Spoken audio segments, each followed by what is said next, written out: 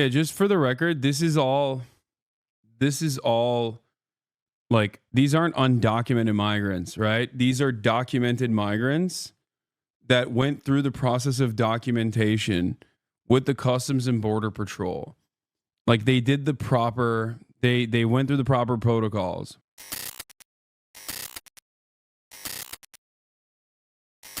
First wave of U.S. troops arriving at the southern border, part of President Trump's plan to crack down on immigration. Chief White House correspondent Mary.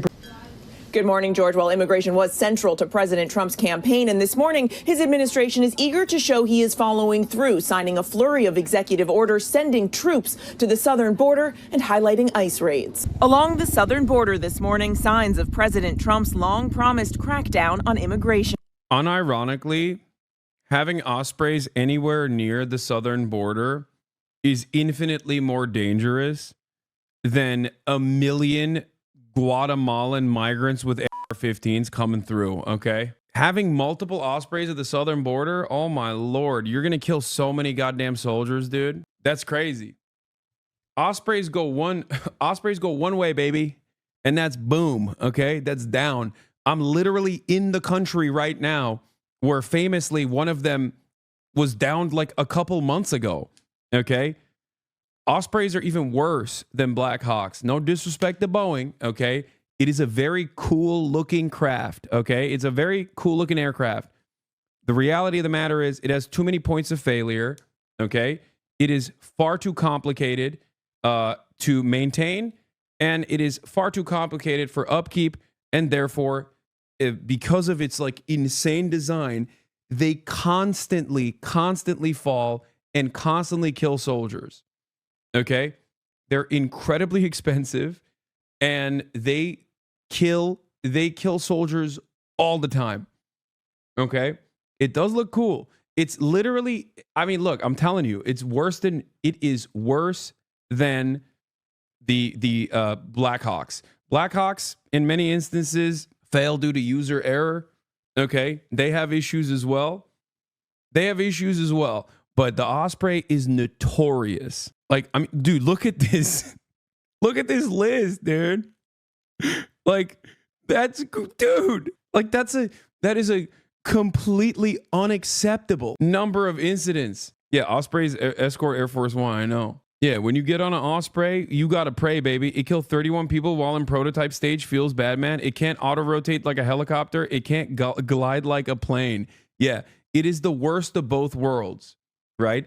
Helicopters are very dangerous and very scary, but at least they can auto-rotate. Planes are relatively safe and also can glide. Ospreys can't do either. And also, their design is so complicated that the maintenance and the upkeep is impossible. It is such a cooked aircraft. I do not understand why they still use it. It doesn't make any sense whatsoever, other than somewhere along the way, Boeing got this contract. They made this design. I don't know if someone thought it looked cool or not. I don't know what the deal was there, because it does look cool. And we, the American military has just been using it in perpetuity. It's Bell. Boeing is technically the sub. A buddy of mine was killed in one, like in the earlier testing. It's still notoriously scary to be on. Yeah. November 2023, a CV-22B Osprey assigned to the U.S. Air Force's 353rd Special Operations Wing crashed in the East China Sea about 1 kilometer off Yukushima Island, Japan. On 29th of November 2023, killing all 8 airmen aboard.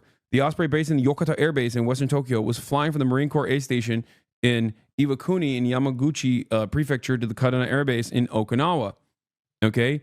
Clear weather and light winds. Witnesses reported seeing the aircraft flying inverted, with flames engulfing the aircraft's left nacelle before an explosion occurred, and the aircraft subsequently crashed in the waters. And I think there was another crash, literally, yeah, here it is.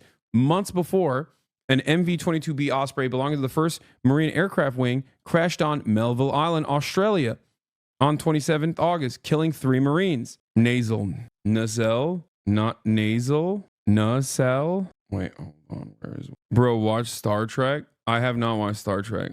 Nacelle. You should watch Deep Space Nine. Okay, stop. Oh my God. I know Star Trek is socialist. I know. I just haven't watched it.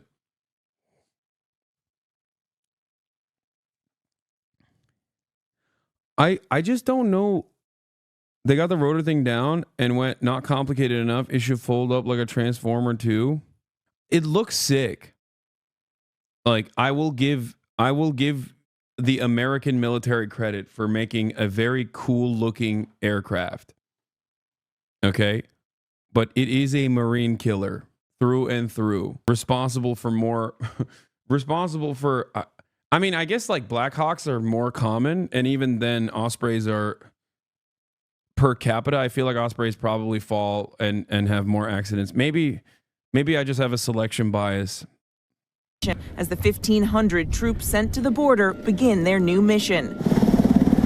In the air and on the ground. Marines from California's Camp Pendleton now at the border wall with heavy trucks and concertina wire. ABC's Matt Rivers on the scene for their arrival.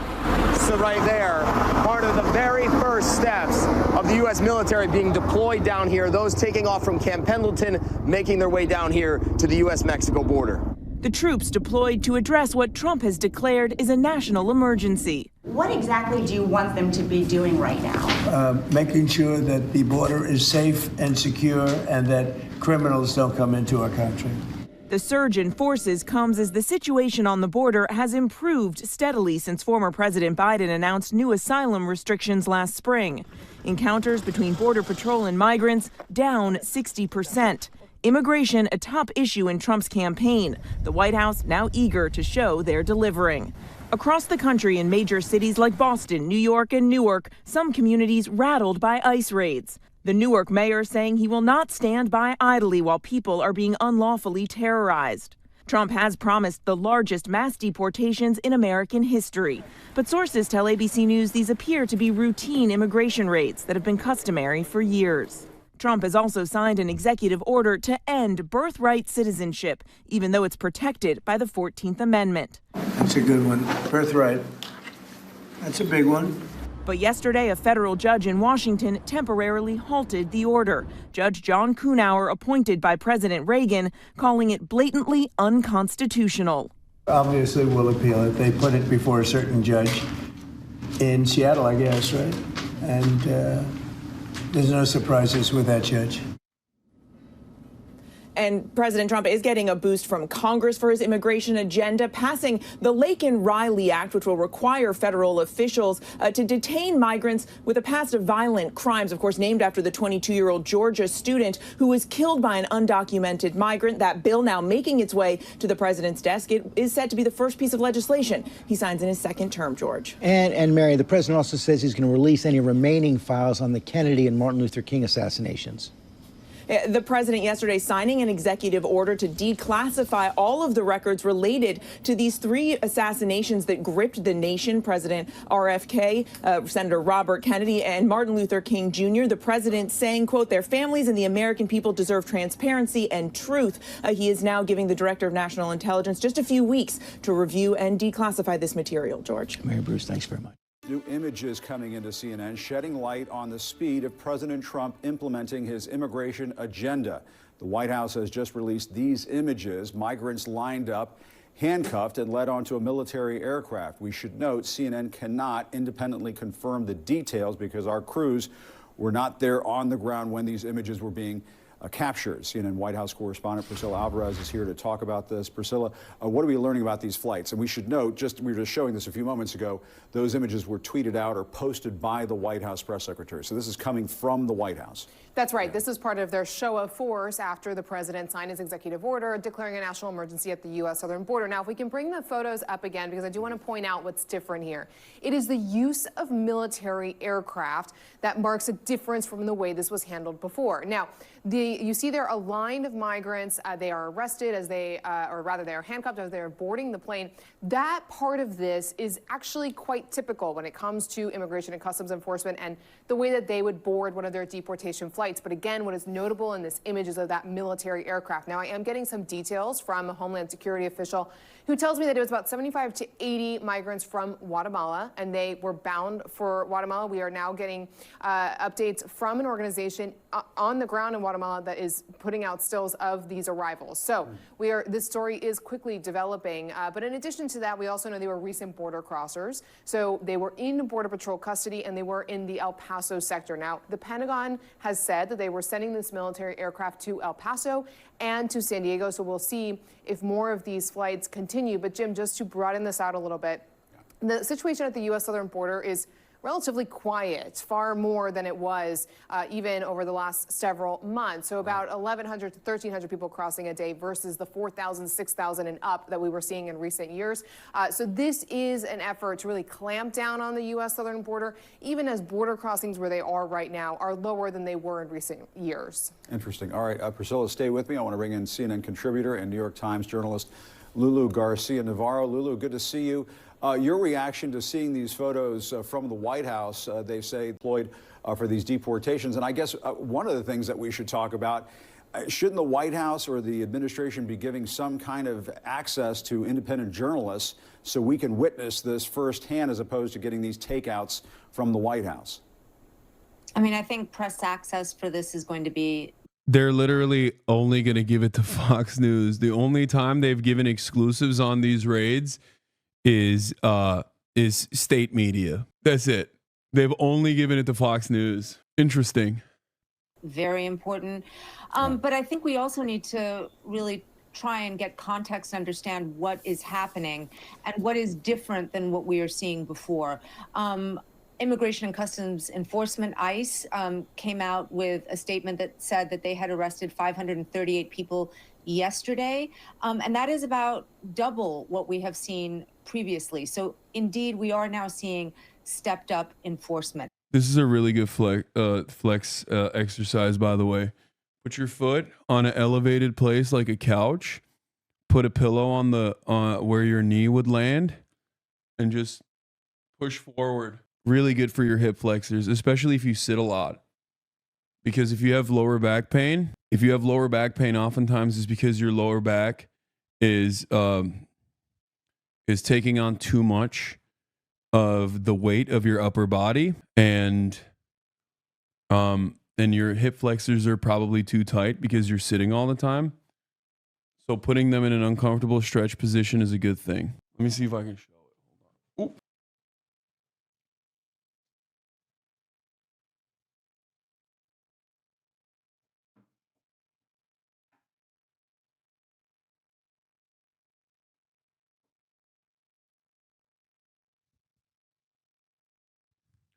I don't think I'll be able to show it. But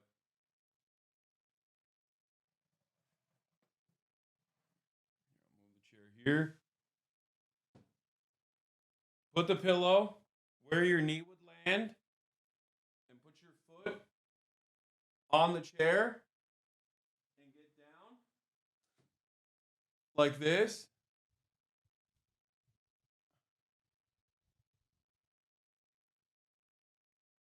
In. And you can get a further rotation like this as well. Get a better stretch. Oh, yeah.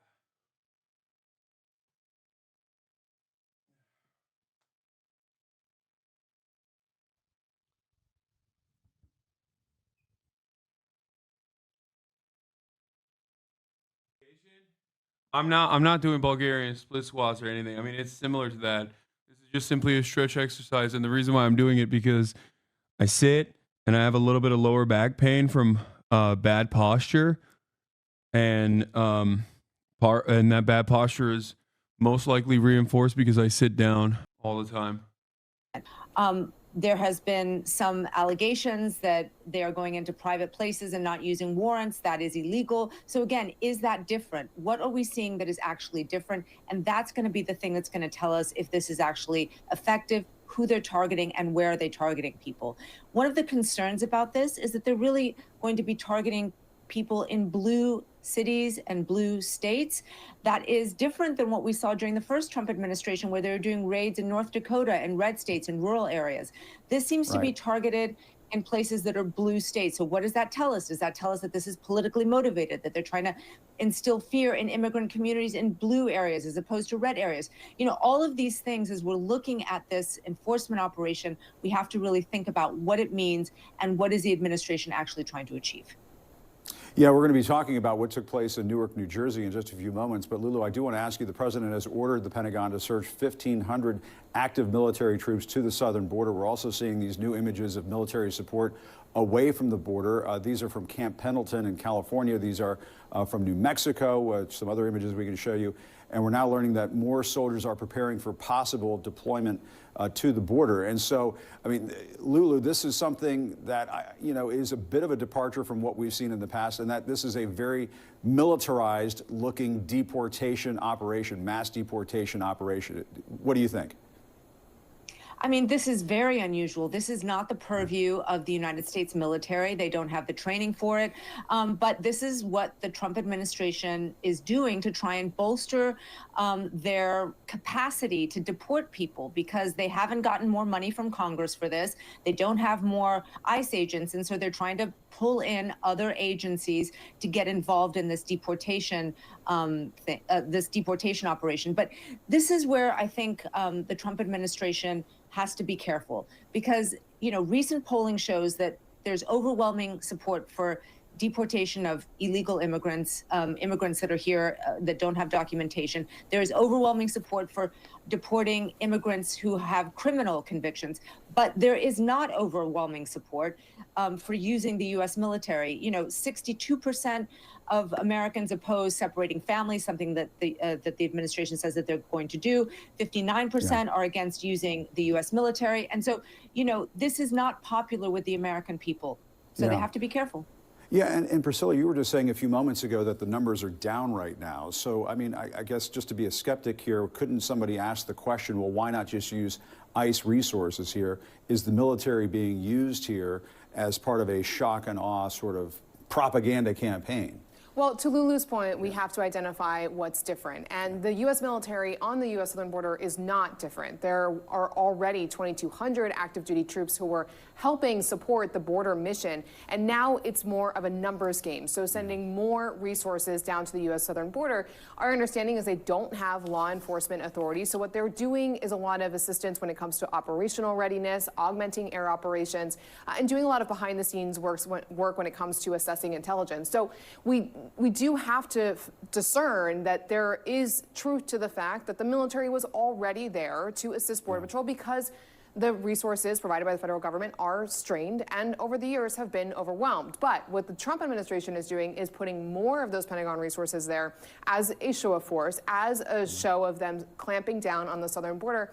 And even if numbers are low, what Trump officials want is for numbers to be zero. Right. And Lulu, let's play some sound from some migrants who made the journey to the U.S.-Mexico border only to discover it's closed to asylum seekers. Let's listen to that.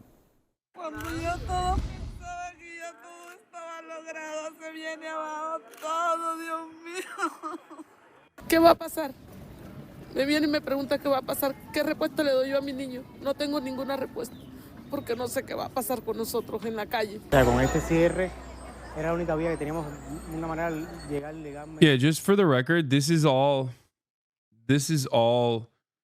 like, these aren't undocumented migrants, right? These are documented migrants that went through the process of documentation with the Customs and Border Patrol. Like, they did the proper, they went through the proper protocols. Like, they didn't, this isn't like the people, I don't know. I just, like, they're not, they did it legally, but they're brown, you know? So I guess this is where you're supposed to understand what this entire problem actually is, right?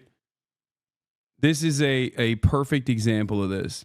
Another great example of this, like the idea that like undocumented migrants is basically just a catch-all terminology for brown and black migrants in general, that the American government does not, or at least like Republicans don't want in the country, was when J.D. Vance talked about the Haitians, the Haitian migrants that were fully documented, had temporary protected status, and were living in Springfield and contributing to the Springfield economy in meaningful ways, right?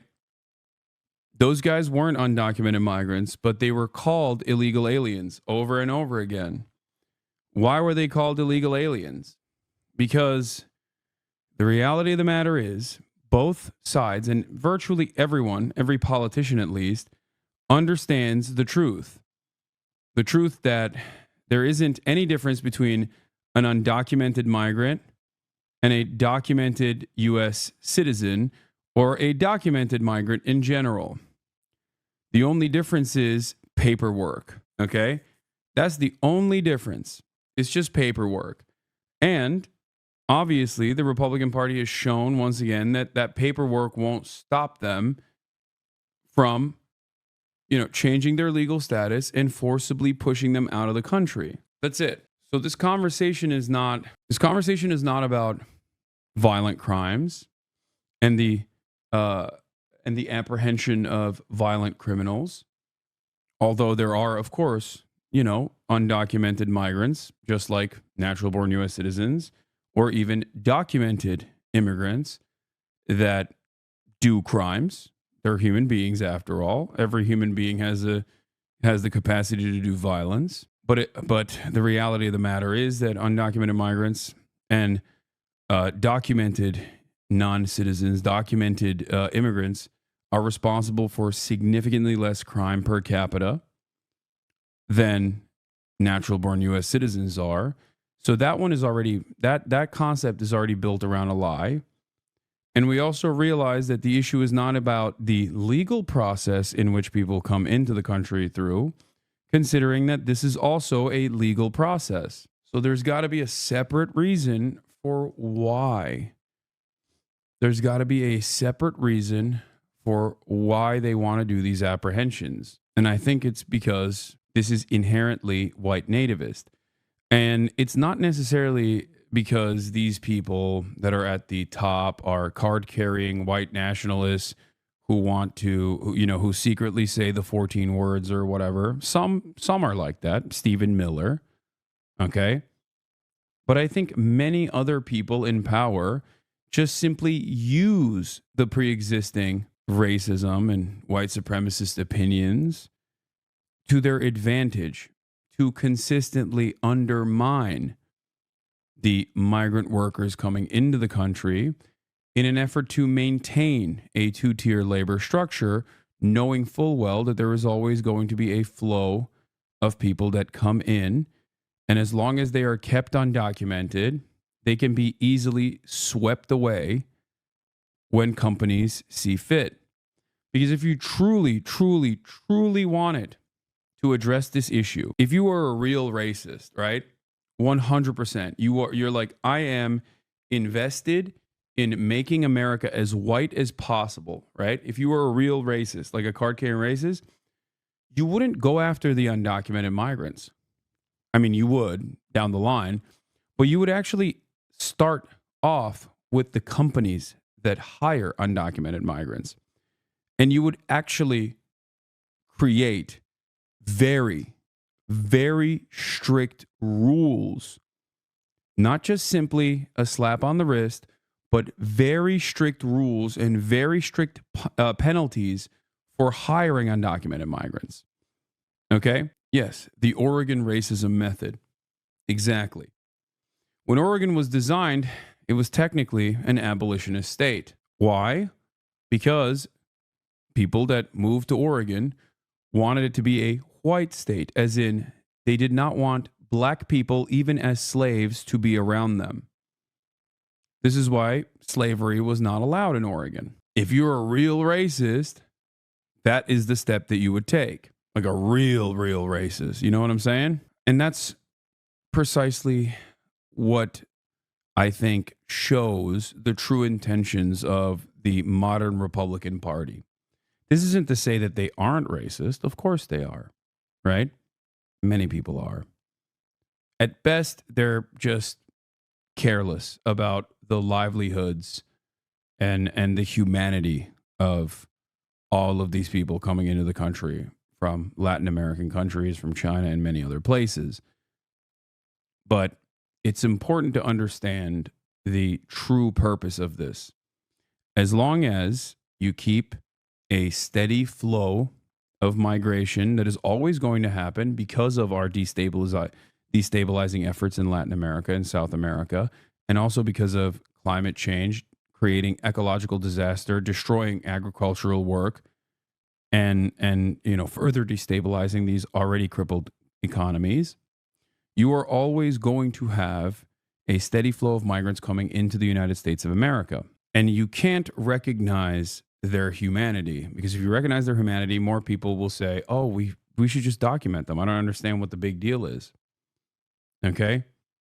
And if you document them, then they have legal restitution. They have at least the same limited amount of legal means that the American legal means to demand back pay, legal means to organize, unionize potentially down the line. But as long as you keep them undocumented and don't punish the corporations other than a simple slap on the wrist, like a little baby tap on the wrist, really, as long as companies can still churn out larger profit margins by hiring undocumented migrants while simultaneously paying the penalty after the fact when they call ICE on their own facilities, because numerous companies do this. It's especially ruthless in the poultry sector. Okay, as long as the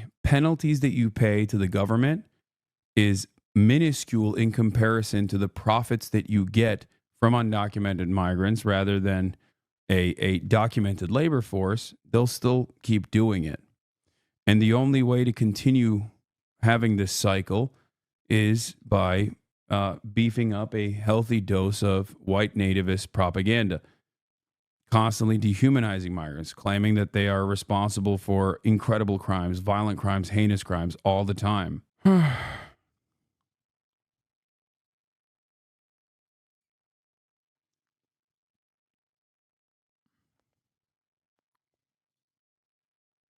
Yeah.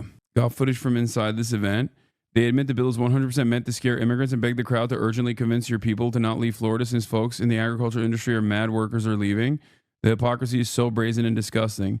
This was last year when Ron DeSantis signed an anti-immigrant law in the state of Florida. The Republicans are getting nervous about the community backlash to their voting for DeSantis' anti-immigrant law.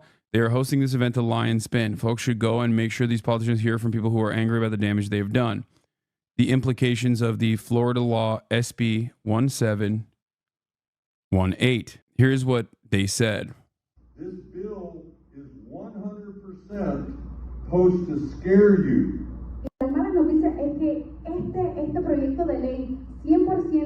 I don't know these are the Florida state representatives openly admitting that the bill is 100% meant to scare immigrants and beg the crowd to urgently convince your people to not leave Florida.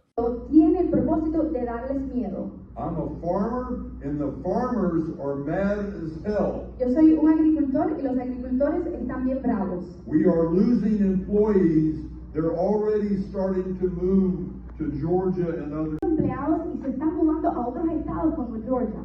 It's urgent that you talk to all your people and convince them that you have resources, state representatives, and other people that can explain the bill to you. Es urgente que ustedes hablen con sus personas porque tenemos representantes estatales que pueden explicarles este proyecto de ley.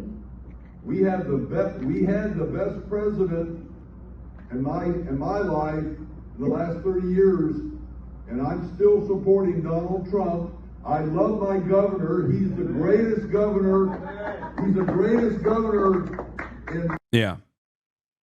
He was saying, like, don't worry. This is just this bill that we passed, okay, is just to scare immigrants. But you should tell your undocumented migrant workers, just as I have as a farmer, that, like, don't worry, they won't go away, okay? Don't worry, they won't go away. We'll protect them. and a time when they were fearful that the undocumented migrants were like, okay, well, I guess we're not working. You're a farmer? No, he's a farmer. He's saying, as a farmer and a member of the Republican state legislature in the state of Florida, as a person who voted for this anti-immigration bill, I'm telling you that it's purely to scare migrants. Ironically enough, I'm just as much as a farmer as that guy is, and I'm not a farmer at all. You know what I mean? Whenever people talk about farmers in the United States of America, what they're actually talking about are people who own the farm, not people who toil the land. Okay?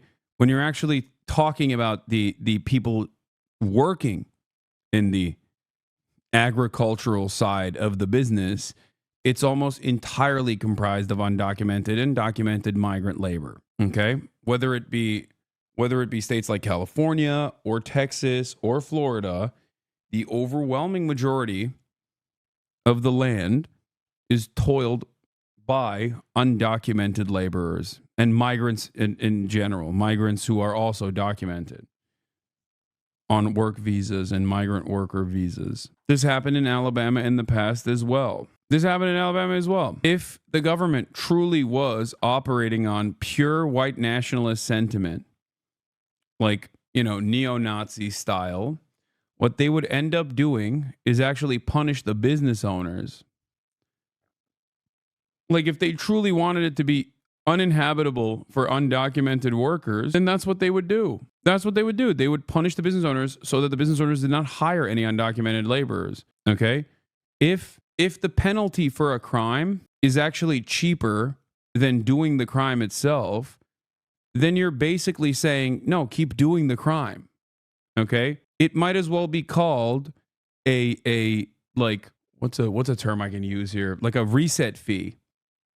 You might as well be just simply paying for ICE to come in and take out your labor force by force, and you're paying for that fee for them to come in and sweep your own workplace so that you can go and hire a new crop of undocumented migrants. And that's precisely how, this is another thing that I've routinely talked about in terms of counter messaging. Support for immigration was rising steadily prior to 2021. The recent shift in opinion is a piece of a broader anti-Biden sentiment. Before his presidency collapsed, Biden also broadened the anti-immigrant consensus by convincing MSNBC viewers that restrictionist policy is good. The Democrats didn't engage in a healthy diet of pro-immigrant propaganda, right? Talking about the humanity of these immigrants and talking about how it would be better overall for the entire labor force if they were documented, for example, because they do work as a depressive, they're not monolithic. Undocumented migrants are not monolithic, but the way that they operate within the confines of the American labor structure is a depressive force on the wages of the documented labor force. Okay. So basically, if they had actually counter-messaged against the Republicans that they knew were going to routinely talk about the scourge of immigrants as a political tool that favors them, because it's one that they have often utilized over and over again, right? If they had done that, we wouldn't be in this situation, okay? We would not be in this current situation. We would not be experiencing untold levels of anti-immigrant sentiment, the likes we've never seen before. Your view is blown up now. Yeah, I know. I'm gonna put the curtain on in a second. But here we are. Would you mind explaining how they depress wages? I believe you. I just want to understand better. I mean, easy. If you can get cheaper labor, you're always going to hire cheaper labor. Companies have one thing in mind, and that is to increase profit margins. Okay? And undocumented migrants, because they are not documented and have the proper paperwork, create multiple vectors of exploitation, open up multiple vectors of exploitation for companies, right? Number one, they're coming from poorer countries. Okay, so the currency exchange already favors the capital owners in that regard. They can get away with hiring them for cheaper wages in general, as opposed to the American natural-born citizen that wants to work at the same factory. And if you have a group of people that are, even if they were documented, are willing to take jobs for much cheaper, right? Then obviously the company is going to do that. They're going to hire the people that are going to work for cheaper. Now that's with the H-1B visas, for example, an additional vector of exploitation that is born out of the currency exchange rate that favors the American side, right? On top of that, there's also, for H-1B visas, for example, the fear of deportation if you lose your job. If you don't attain your job, especially because sponsorships are also expensive for the company too, to a certain degree, you will get deported. And in that process, you are willing to work longer hours and be, I guess, quote unquote, a more productive employee than the documented American laborer, who also has numerous points of pressure set upon them from, your employment being tied to your health care, or the student loan debts that they probably took on that they have to pay now, right? These are also additional points of pressure that exist for the American wage laborer, right? The documented American wage laborer. But on top of that, because of our supercharged profits and our endless interest for seeking out more profits overall, we not only abuse the American wage laborers, but we also look for additional, more abusable forms of labor, like H-1B visas or other visa structures, other migrant work visa structures. And that's usually what happens in Europe, by the way, right? Europe utilizes that as a way, and the currency exchange rate is a way to create a more exploitable pool of labor. But in America, we do this third thing where we have undocumented migrants on top of that who have no legal protections whatsoever, right? And they will work for even worse. They will work in even worse conditions, doing backbreaking labor for even lower wages, right? Because of all the factors that I just mentioned and then some. So it is like endlessly hyper exploitative, right? You think you are making fun of me, but you are giving me a larger platform. Haha. What? I have been listening to HasanAbi every day for the past 8 years, and I've come to the conclusion he only gets views because he's mildly handsome. If you take his opinions and put them in a short, fat guy's body, you would be like, what the fuck is he on? Well, thank you for saying I'm mildly attractive. Mate Feed Art, thank you for the 20 gifted subs. Allowing 20 people to no longer see the ads in the middle of the hour. Just kidding. I'm not running ads in the middle of the hour. But if I was, you would no longer see them if you got gifted a sub. You too can also subscribe. Disagree. Professor Richard David Wolff is an American Marxian economist. I know Richard Wolff very well for his work on the economic methodology and class analysis, democracy at work, global capitalism, what Trump 2.0 means. Anyway, so where was I? What was I talking about before I got distracted? So there's multiple forms of exploitation, but when from the business owner side, those vectors of pressure, okay, create a steadily refreshing pool of talent that will work for much cheaper and engage in backbreaking labor, okay, and demand virtually nothing in return because they have no legal protections whatsoever. They don't even have legal protections to exist inside of U.S. borders, right? They don't have legal protections to exist inside of U.S. borders, so they doubly don't have any legal protections in the workplace, right? So that obviously creates a downward pressure on wages. And in the simplest terms possible, why would you ever hire a American citizen who is not going to want to do this backbreaking labor without like decent benefits and for significantly higher pay? You're going to hire an undocumented migrant instead. And when the undocumented migrant, after years of toiling the land, finally turns back and says, hey, my back is broken, I would like health care, please. Or, hey, you didn't pay me, week over week. Can I please get the money that you owe me? The boss says, all right, it's time to call ICE and pay the federal government the fee for deportation, only to go back and rehire from the exact labor pool instantly. Do you understand? Because at the end of the day, your bosses want you to work for the least amount of pay they can get away with paying you, the most amount of hours that they can get out of you. You, on the other hand, want to work the least amount of hours for the most amount of pay, right? Make money harder, not smarter, or make money smarter, not harder. That's it. So they have every incentive to hire undocumented workers. Every incentive. And the system is designed to maintain a healthy flow of undocumented workers coming in and staying undocumented, okay?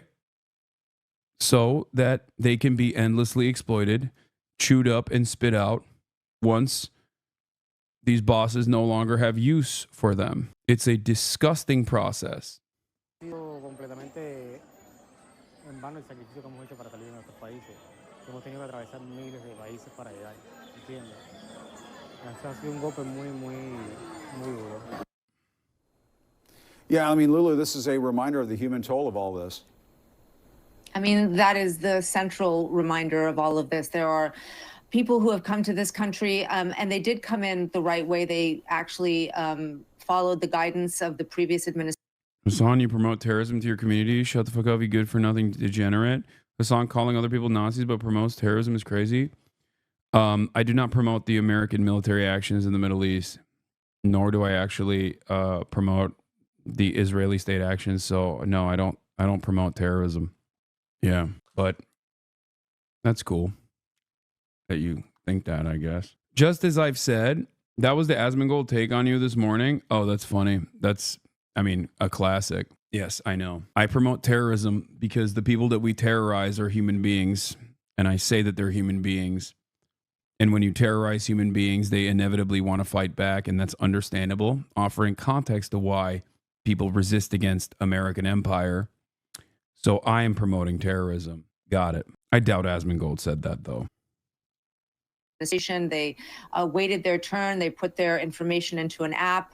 Many of them have come into this country and were given parole. That is a legal right that is given by the government to be able to live and work here while asylum claims are being processed. And so they did everything the right way, they think, and yet still they are being penalized for it because of the change in this administration. And that is an enormous human toll. These are families, these are children. All right, Priscilla, Lulu, thank you both very much. Appreciate it. In the meantime, several cities are now seeing President Trump's expanding immigration crackdown, as Lulu was just discussing. ICE announced more than 500 arrests just yesterday, some of them in Newark, New Jersey. A restaurant owner there says about a dozen agents demanded to see documentation of his employees. A couple of the guys couldn't show their identification. 3 of them got arrested. 26 years in business, I've never seen anything like this. Yeah, but you don't understand, dude. Those guys were all rugged criminals, you know? It's not your barback. He's actually a scary guy, you know? Now, Newark's mayor says ICE officers, quote, unlawfully terrorized his city and detained undocumented residents as well as some U.S. citizens. CNN has been unable to independently verify that, but the mayor is expected to speak later on this morning. Joining us now is the former acting director of ICE, John Sandweg. John, I guess what's your take? First of all, I want to ask you about Newark in just a moment, but we were just showing these images coming in from the White House. Of course, we have to remind our viewers these are images provided by the White House of migrants being loaded onto military transport planes. What was your reaction to that when you saw it? Jim, look, I think this is just the tip of the iceberg. I mean, the administration has essentially declared a war on immigration, not just at the border, but also in the interior. And by that, I mean, through these executive orders, declaring this a foreign invasion, but also harnessing all the resources of the entire U.S. government, not just focusing or relying on the Department of Homeland Security to focus on immigration enforcement here, but pulling on DOD resources, pulling on Department of Justice resources. So look, historically, as Priscilla noted a moment ago, we've seen the military at the border. During the Obama administration, we called on National Guard to supplement the Border Patrol's resources, but they were in a very limited and supportive capacity, primarily providing and enhancing our surveillance capabilities at the border. The use of military transport planes certainly is unprecedented, and I really think this is just the beginning because I think, like was just mentioned, they're just trying to augment ICE resources and DHS resources in order to carry out the mass deportation.